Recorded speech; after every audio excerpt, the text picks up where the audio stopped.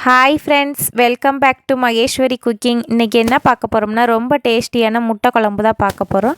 இது உடைத்து ஊற்றிய முட்டை குழம்பு. வாங்க எப்படி செய்யலான்னு வீடியோக்குள்ளே போகலாம். ஃபஸ்ட்டு ஒரு பவுலில் வாட்டர் ஆட் பண்ணிக்கோங்க. இது கூட ஒரு நெல்லிக்காய் சைஸ் அளவுக்கு புளி ஊற வச்சுக்கோங்க. நெக்ஸ்ட்டு ரெடியாக ஒரு வெங்காயம் கட் பண்ணி எடுத்து வச்சுக்கிறணும். ஒரு தக்காளி கட் பண்ணி, ஒரு பச்சை மிளகா, கொஞ்சம் இஞ்சி, 10 பல் பூண்டு இதெல்லாம் நம்ம ரெடியாக எடுத்து வச்சுக்கிறணும்.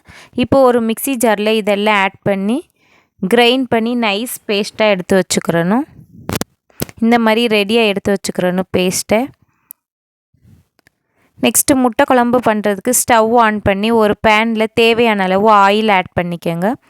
ஆயில் காஞ்சதுக்கப்புறம் கொஞ்சம் வெந்தயம் ஆட் பண்ணிக்கோங்க, சோம்பு கொஞ்சம் ஆட் பண்ணிக்கோங்க. இது ஆயிலில் நல்லா ஃப்ரை ஆனதுக்கப்புறம் ஒரு பெரிய வெங்காயம் சின்ன சின்னதாக கட் பண்ணி இது மாதிரி ஆட் பண்ணிக்கிறேன்னு இதை ஆயிலில் நல்லா மிக்ஸ் பண்ணணும் ஸ்பூனை வச்சு. இது வெங்காயம் நல்லா வதங்கி வர்றதுக்கு சால்ட்டு கொஞ்சம் ஆட் பண்ணிக்கோங்க. ஆட் பண்ணி இதை ஆயிலில் நல்லா ஃப்ரை பண்ணணும், கலர் சேஞ்ச் ஆகிற வரைக்கும். இது ஆயிலில் ஃப்ரை ஆனதுக்கப்புறம் கருவேப்பிலை கொஞ்சம் ஆட் பண்ணிக்கோங்க. இதையும் ஒரு டைம் ஸ்பூனில் மிக்ஸ் பண்ணிக்கோங்க. இப்போ நம்ம ரெடியாக அரைச்சி வச்சுருக்க பேஸ்ட்டை இது கூட ஆட் பண்ணிக்கிறணும். எல்லா பேஸ்ட்டையும் ஆட் பண்ணிக்கிறணும். ஆட் பண்ணிட்டு ஸ்பூனை வச்சு ஒரு டைம் நல்லா மிக்ஸ் பண்ணிக்கோங்க. இந்த பேஸ்ட்டோட பச்சை வாசனை போகிற அளவுக்கு ஒரு 3 மினிட்ஸ் இதை ஆயிலில் நல்லா ஃப்ரை பண்ணிக்கிறேன்னா இதோட பச்சை வாசனை எல்லாம் போகணும். இது ஃப்ரை பண்ணதுக்கப்புறம் கொஞ்சம் மஞ்சள் தூள் ஆட் பண்ணிக்கோங்க.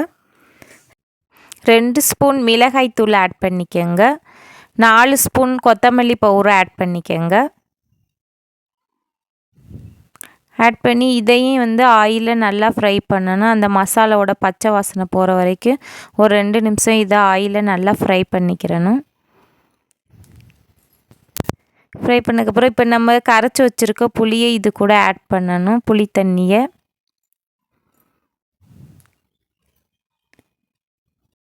முட்டை குழம்புக்கு தேவையான அளவு வாட்டர் ஆட் பண்ணிக்கோங்க. நமக்கு முட்டை குழம்பு எந்த கன்சிஸ்டன்சியில் வேணுமோ அதுக்கேற்ற மாதிரி வாட்டர் அட்ஜஸ்ட் பண்ணிக்கிறணும். வாட்டர் ஆட் பண்ணிவிட்டு இதை ஒரு டைம் ஸ்பூனை வச்சு நல்லா மிக்ஸ் பண்ணிக்கோங்க. முட்டை குழம்புக்கு தேவையான அளவு சால்ட் ஆட் பண்ணிக்கோங்க.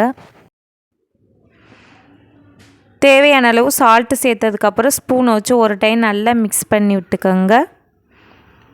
இப்போ ஃபுல் ஃப்ளேமில் நம்ம வச்சுக்கிறணும். வச்சு ஒரு 10 மினிட்ஸ் இந்த முட்டை குழம்ப நல்லா பாயில் பண்ணிக்கிறணும். குழம்பு இந்த மாதிரி நல்லா கொதிச்சு வரணும். கொதித்து இந்த கன்சிஸ்டன்சிக்கு வந்ததுக்கப்புறம் நம்ம ஸ்டவ்வை லோ ஃப்ளேமில் வச்சுக்கிறணும்.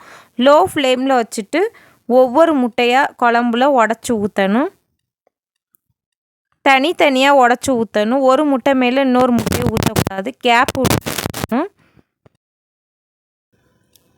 மஞ்சள் கரு உடையாமல் நீட்டாக ஊற்றணும். இது மாதிரி நான் 6 முட்டை சேர்த்துக்கிறேன் முட்டை குழம்புக்கு. உங்களுக்கு எத்தனை முட்டை வேணுமோ அதுக்கேற்ற மாதிரி நீங்கள் சேர்த்துக்கோங்க. லோ ஃப்ளேமில் ஒரு 2 மினிட்ஸ் வச்சுக்கோங்க. மீடியம் ஃப்ளேமில் ஒரு 5 to 7 மினிட்ஸ் பாயில் பண்ணிக்கோங்க. ஸ்பூனை வச்சு எதுவும் மிக்ஸ் பண்ணக்கூடாது, அப்படியே பாயில் பண்ணணும். இது மீடியம் ஃப்ளேம்லேயே பாயில் பண்ணிக்கோங்க.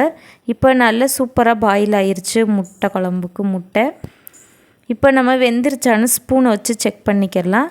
இப்போ முட்டை சூப்பராக வெந்திருக்குது, உடையாமையும் இருக்குது. இப்போ நம்ம ஸ்டவ் ஆஃப் பண்ணிக்கிறோன்னு நமக்கு சூப்பரான முட்டை குழம்பு ரெடி ஆயிடுச்சு ஃப்ரெண்ட்ஸ்.